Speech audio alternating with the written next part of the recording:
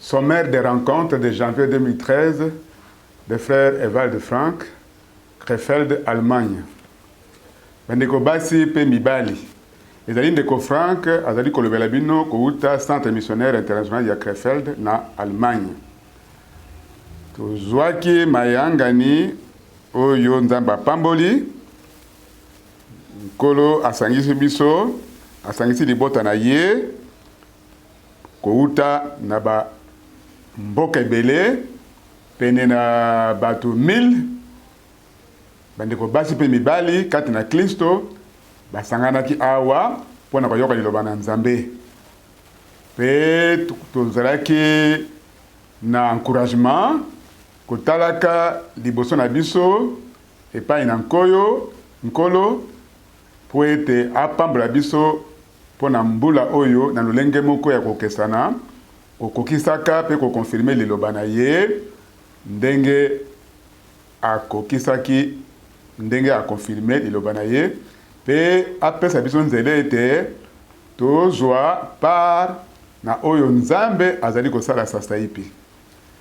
Sikoyo tozali kolobela na mokonza oyo nkolo Nzambe alobaki kouta na mosakoli na ye Daniel na tina ya mikolo ya suka pe tokolobela lisusu na oyo ezali koleka na Israel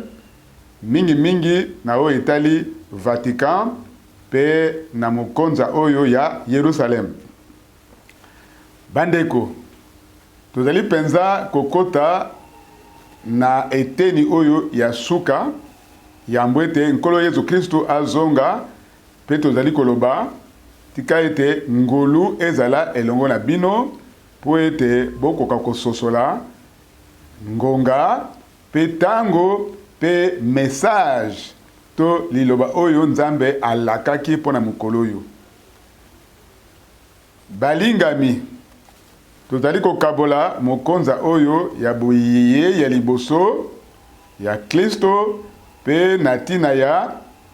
boya ya mibale ya Kristo oyo ekomi pene pe ekomi penza pene ndenge tozali komona ndeko na biso Branham alobaka ete na 1933 ete message ke yo otindami na message oyo kozala moyangeli ya boyeyi ya Kristo. Toyebi oyo elekaki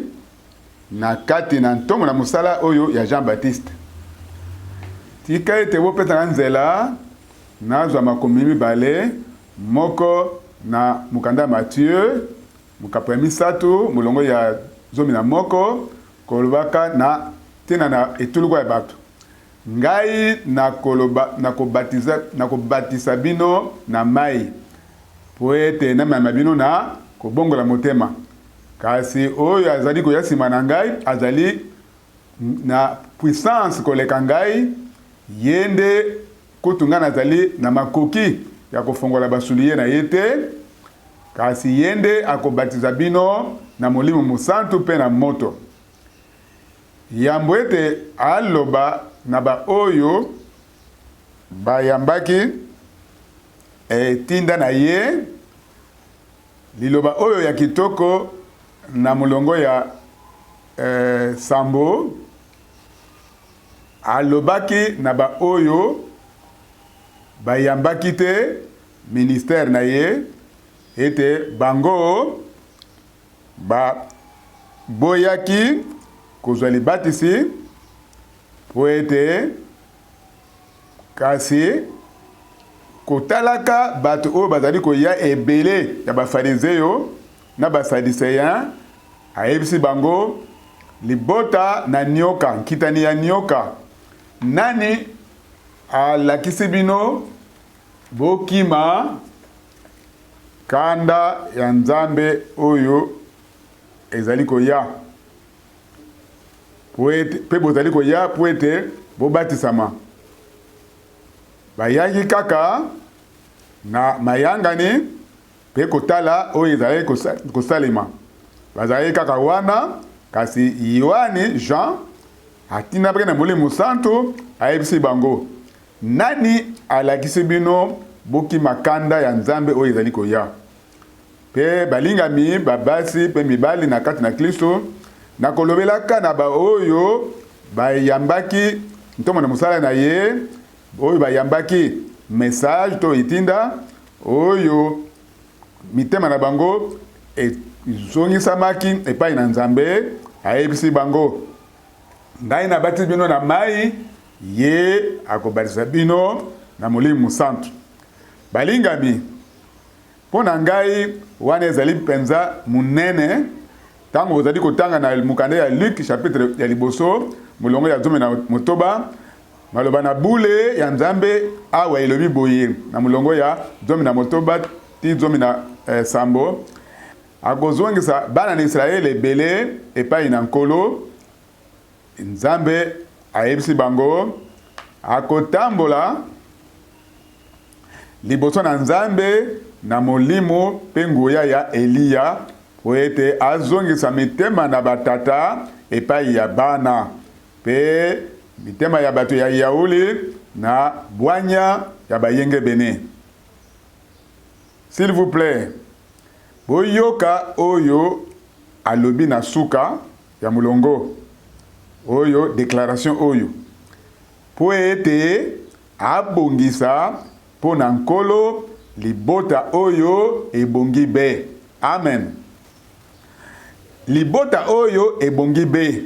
oyo ebongisami ezali préparé po na nkolo pe likomi wana soki totie yango elongo ngai na kobatisa bino na mai ba oyo bayambaki pe batosaki pe ba oyo bami tiaki na mwango ya lobiko kati na mitema na bango bazongisamaki epai ya Nzambe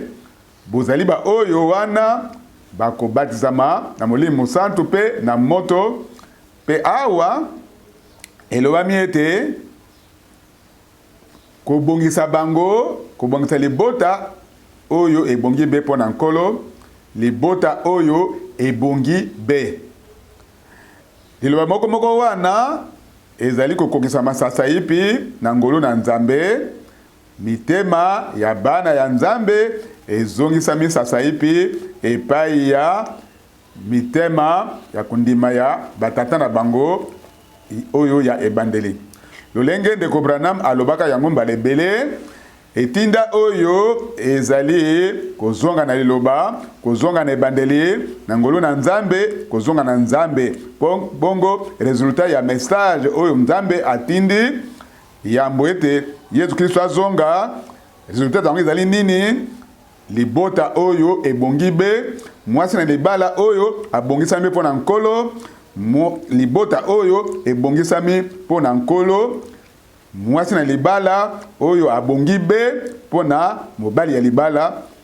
ndenge ezalaki na boye imba ya liboso ya Kristo lolenge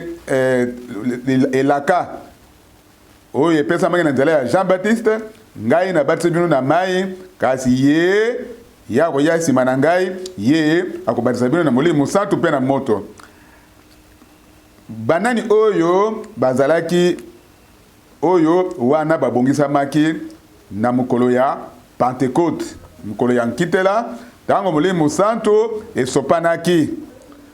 na kotanga na mukanda ya misala kapi ya mibale mulongo ya 37 pe atombami na luboko mibale ya luboko ya mobali ya Nzambe azwaki kouta na tata Molimo Santu oyo alakaki pe asopi yango ndenge bozali komona pe bozali koyoka elaka ete na kobatisa bino na mai ye akobatisa bino na Molimo Santu awa na kati ya mukanda ya misala kaka etuluko ya bato zomina kama na tukomi balete kasi soki botangi ti na musuka ya mukapo oyo ya mibale oyo ya bansala bantoma balobi ete penena 3000 âmes niela 3000 ebakisamaki na ecclesia pe bazwaki libatisi engebene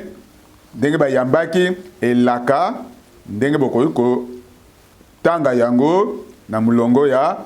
tukumisatu na mwambe. Balingami opesa ngai nzela na loba likambo oyo ete yambu ngai na sukisa ekozala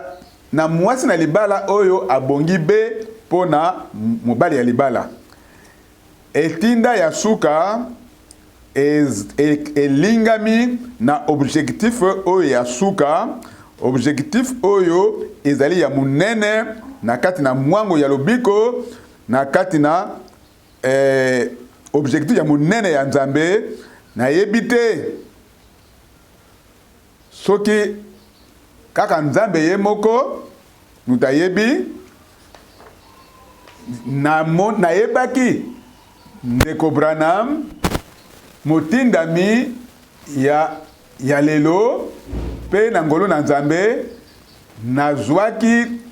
etinda ya komema liloba na Nzambe etinda oyo to message oyo ya tango oyo na bikolo na bikolo engomba na engomba wana na sali yango bambula oyo nyonso pe na ngolo na Nzambe tozali kondima ete resultat na yango ekomonana kati na bikolo ebele liloba na Nzambe etinda ya lelo to message ya de l'heure ete bato bazonga epai na Nzambe efe na yango esengeli ekokisama na kati na moko oyo andimi pe azwi libatisi pe sima na yango akozwa libatisi na Molimo Santo po na mukolo ya bozongi ya Kristo. Tika ete mapamboli ya Nzambe oyo ya bokasi bonso evanda likolo na bino pe losambo na ngai na kati na nkombo na Yesu Kristo ezali ete evanda likolo na bino. Amen.